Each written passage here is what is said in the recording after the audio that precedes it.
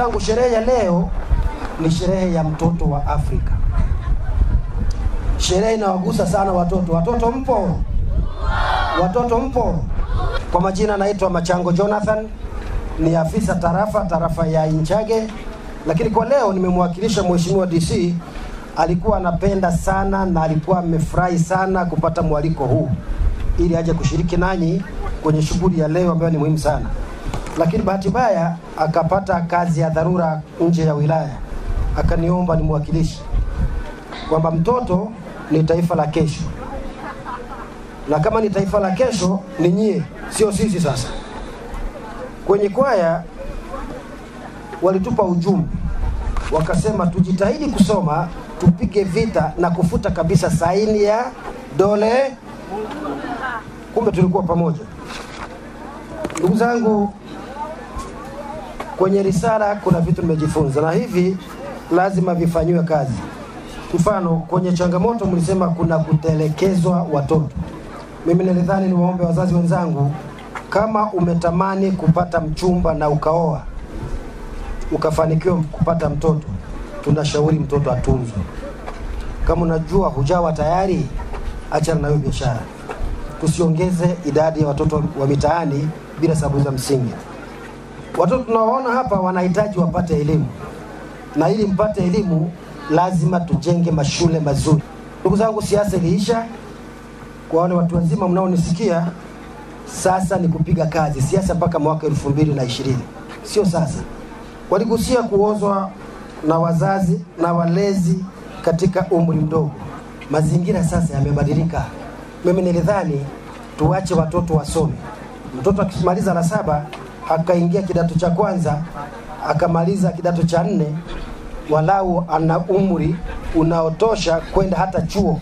Akimaliza chuo anaweza panga biashara nyingine. Kwa tujitahidi sana kuelimishana, tuhakishe watoto wanasoma. Kuna watoto wanakatishwa masomo, aidha kwa kupewa kazi za migodini au kutumikishwa kazi ngumu nyumbani au vibarua.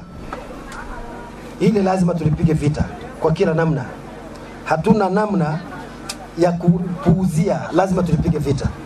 Watoto wanabakwa na wanaowabaka ni watu wazima.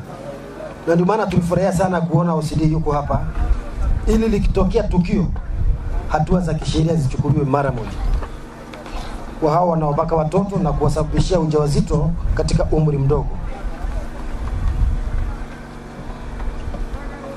Watoto wadogo wanatumikishwa, wanapewa kazi ngumu kuliko umri wao.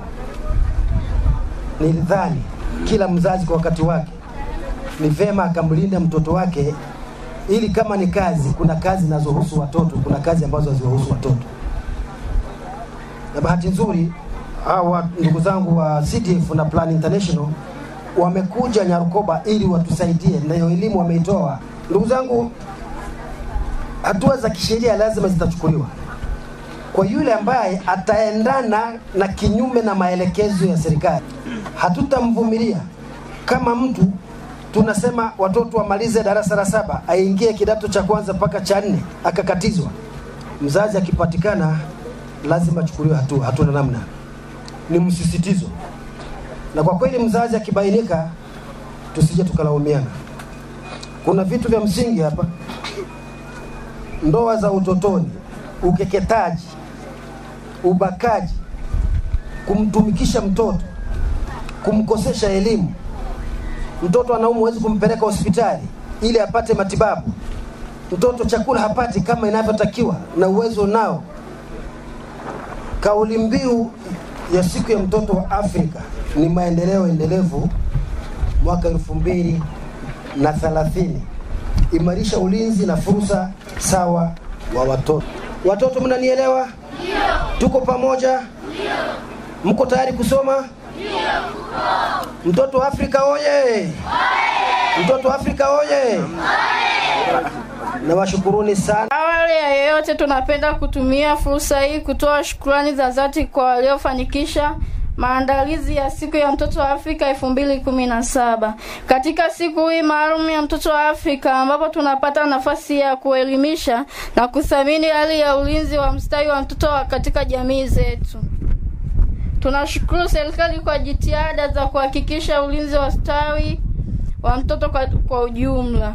Pamoja na jitihada kubwa zinazofanyika katika serikali na wadau mbalimbali na maendeleo, bado tunaomba jitihada zaidi ili kuhakikisha ulinzi thabiti na ustawi wa mtoto. Mheshimiwa mgeni rasmi, watoto bado wanapata changamoto mbalimbali, kutelekezwa, kutopewa fursa na kipaumbele katika elimu na kuozwa na wazazi na walezi katika umri mdogo chini ya miaka 18, huku wengine wakikatishwa masomo. Changamoto zingine ni ukeketaji ambao una madhara makubwa, mimba za utotoni, utumikishaji wa watoto, vipigo visivyostahili vyenye madhara pamoja na ubakaji. Kama kauli mbiu ya siku ya mtoto wa Afrika 2017 inavyosisitiza maendeleo endelevu 2030 inaimarisha ulinzi na fursa sawa wa mtoto. Maendeleo endelevu 2030 yanategemea sana uwekezaji wa kina kwa watoto ambao ni taifa la kesho. Tunaomba sana jitihada za uelimishaji na uthabiti wa ulinzi wa mtoto ziongezeke kipaumbele, huku sheria ikichukua mkondo wake kwa wahalifu wa uvunjaji wa haki za watoto, ili watoto wapate uhakika ulinzi na ustawi, hivyo kuwa kuna taifa la kesho lililoandaliwa. Tunaomba sasa sheria ichukue mkondo wake ili watoto wasiozeshwe katika umri mdogo, wasikeketwe, wasitumikishwe, wasibakwe, wasipate ujauzito katika umri mdogo, wasitelekezwe. Tunaomba pia jamii endelee kuelimishwa, kuchukuliwa ili watoto wote watakiwe kuwa shuleni, wapelekwe shule. Waliokatishwa masomo kwa sababu mbalimbali zikiwemo kukoswa uangalizi wa wazazi, walezi, pamoja na ukatishwa wa masomo kwa sababu za mimba za utotoni wapate fursa nyingine ya kurudi shuleni kupata elimu. Maendeleo endelevu 2030 imarisha ulinzi wa fursa sawa kwa watoto. Historia yake ni mwaka 1976. Wengine walikuwa hawajazaliwa, wengine walikuwa wamezaliwa kati yetu. Na hii siku nini kilitokea? Ilitokea uonevu mkubwa kwa watoto huko Afrika Kusini, eneo linaloitwa Soweto. Wengi habari wanaifahamu, lakini kuna ambao bado hatuifahamu.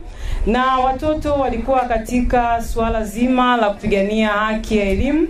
Mtakumbuka miaka hiyo Afrika Kusini palikuwa pana swala kubwa sana la ubaguzi wa nini? Ubaguzi wa nini?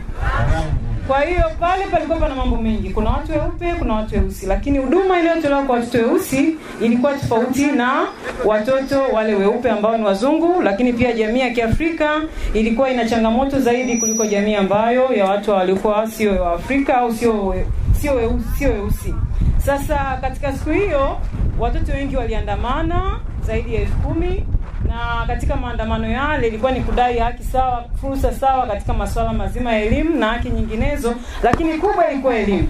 Na katika hiyo hali watoto wengi waliuawa na wengine walijeruhiwa. Zaidi ya 100 waliuawa, zaidi ya 1000 kadhaa walijeruhiwa. Na kwa hii siku imeanza kuadhimishwa mwaka 1991, na ni kukumbuka masuala mazima yanayohusu watoto, kwamba kama watoto hawajaandaliwa, taifa la kesho limekufa. Kwa maana hiyo watoto wanapoandaliwa leo, taifa la kesho tuna uhakika nalo. Na imekuwa ikiadhimishwa kila mwaka tarehe 16 mwezi wa 6 kila mwaka, ambapo leo tunapozungumza hatuko kwenye ubaguzi. Hakuna mweupe, hakuna mweusi, wote tupo weusi, wote tupo katika nchi huru, wote tupo katika mazingira ambayo ni mazuri. Lakini ni nafasi ambayo tunaipata kuweza kutathmini, kuweza kutafakari, kuweza kujadili, kuona kwamba je, mtoto wa leo haki zake za msingi zinapatikana? Bado watoto wengine hawapelekwi shule. Kweli sio kweli? Bado kuna watoto wanapata madhara makubwa, lakini tunaona kwamba leo hatuna ubaguzi, hatuna vita, hatuna maonezi, tuna uhuru, tuna amani. Lakini tuna haki nyingi ambazo watoto wasipofanyiwa, wasipotimiziwa, ulinzi wao, ustawi wao utakuwa na mashaka. Na taifa la kesho kama halina watu walioandaliwa leo, litakuwa taifa ambalo ni dhaifu. Uongo kweli? Kwa hiyo tuko katika nafasi nzuri ya kutafakari, kutathmini, kuona tuko wapi, tunaelekea wapi, changamoto za watoto wa Tarime, leo tuko wilaya Tarime, ni zipi, changamoto za watoto wa Tanzania, changamoto za mtoto wa Afrika. Sara Danieli, natoka kijiji cha Msege, kata ya Nyarokoba. Siku hii ya mtoto wa Afrika, yani ni siku inayohusiana na mazingira, kuhusiana na watoto. Kwa sisi kwa maeneo yetu inapoadhimishwa hivi, tunaona kwamba watoto bado Tanzania inawajali na inasisitiza haki za watoto na makuzi ya watoto. Kwa hiyo kwa upande huu, kwa mfano kama hivi leo ilivyokuja hapa yani kufanyikia kwenye eneo letu, kata yetu, tunashukuru kwa sababu tunaona kwamba ni vyema hata watoto walioko huku wajue kwamba siku hii ni muhimu sana kwao, na hata kwa viongozi wajue kwamba hii siku ya mtoto wa Afrika ni sikukuu muhimu kwa watoto, na watoto wote wapewe haki zao na wapewe mahitaji yanayofanana na haki za watoto. Na zile zana ambazo zipo kwamba kuna unyanyasaji wa kijinsia, kwa mfano ukeketaji au madhara ya ndoa za utotoni, kwa siku hii ni muhimu sana kwa hawa watoto ili wafundishwe, wajue haki zao, kwamba wana haki ya kusikilizwa, wana haki ya kupendwa, na haki ya kupewa hata fursa katika michezo. Mimi kwa wazazi ambao hawajafika kwenye tukio au siku hii ya leo, mimi nitakachoenda kuambia ni kwamba watoto wana haki. Kwa mfano haki ya kucheza ni haki yao, haki ya kusikilizwa pia ni haki yao, na haki ya kulindwa. Kwa sababu ukiangalia kwa hali ya kawaida kwa sasa hivi, watoto unakuta watu wengi wanatelekeza watoto, au watoto wapewe haki zao zinazostahili. Mtoto badala ya kupewa elimu unakuta yeye anahimizwa tu kufanya kazi ambazo hazimuhusu, au anafanya kazi zinazomzidi uwezo. Kwa hiyo kwa wazazi ambao wako maeneo haya, mimi nawashauri wawape watoto fursa. Mtoto anaweza akapata fursa kwa michezo, akawa ameibua kipaji labda cha michezo, akawa mchezaji, na akawa amepata elimu, akajitambua kwamba yeye ni nani na ana umuhimu gani katika familia. Kwa majina naitwa Matiko Bisendo Marwa, ni diwani wa kata hii ya Nyarokoba. Na kwa kweli nimefarijika sana na nimefurahia sana kuweza kuona siku ya mtoto wa Afrika imefanyikia katika kata ya Nyarokoba, ambayo imefanyika kiwilaya, yani Tarime, jimbo la Tarime vijijini, kwa sababu sasa hivi tuko Tarime mjini na Tarime vijijini. Kwa maana hiyo napenda kushukuru sana, wamechagua kata yangu ambayo kwa siku ya leo ndio siku ya wamefanyia zoezi la siku ya mtoto wa Afrika. Kwa maana hiyo napenda kuwapongeza sana, na kama wameliona hili, na vile vile nilikuwa napenda kutoa tamko au agizo kwa wazazi wote kwamba tunachotakiwa kukifanya sasa hivi ni kujali mtoto au wa kike au wa kiume. Watoto sasa hivi wanatakiwa wapate elimu. Elimu ndio msingi wa maisha, na hao ndio viongozi ambao taifa la kesho tunalolitegemea. Kwa maana hiyo mimi sikupenda tusomeshe watoto bila kupagua kwamba ni mtoto wa kike au mtoto wa kiume, na vile vile kupinga swala la tohara. Hilo ndilo ningependa kuasa kwa wazazi wote kwa pamoja tuweze kulifanyia kazi. Hiyo mimi kama diwani wa kata hii na ambaye ni mwenyekiti wa maendeleo wa kata ya Nyarokoba, na kirani sana, na napenda kusema kwamba tushirikiane na viongozi wote, wazazi, ili tuweze kukemea kitendo cha namna hii na tukilani, na vile vile kwa kushirikiana na jeshi la polisi. Mimi naitwa Deodatus Waikama, ni afisa mtendaji wa kata ya Nyarokoba. Nimefurahiwa na kitendo cha leo kufanyia sherehe hii ya mtoto wa Afrika katika kata yangu ya Nyarokoba, kwa sababu ni sehemu mojawapo ya hamasa kwa ajili ya jamii ambayo tunaisisitiza kwamba habari ya ukatili kwa watoto angalau wameweza kujionea, wamepata mafundisho, nyimbo, ngonjera, maigizo. Nadhani wamejifunza, na kwa maelezo ambayo yametolewa na viongozi, nadhani na wenyewe wameona ni vizuri na ni sehemu ya kuwafundisha hao wazazi wetu. Kwa mimi nadhani hiki kitendo angalau kingekuwa kinarudiwa mara kwa mara, angalau hata wanapokuwa unakuja wanaendelea kupata elimu kwa hamasa kubwa. Wale wazazi ambao hawajaweza kubadilika, nadhani ni elimu tutaendelea kukazania ili kusudi wapewe elimu kwa karibu, na ikiwezekana baadaye basi kama ikishindikana zaidi basi tuchukue hatua za kisheria kusudi watu waweze kuona kwamba kumbe sasa hili sio swala la utani, ni swala ambalo serikali imekazania kwamba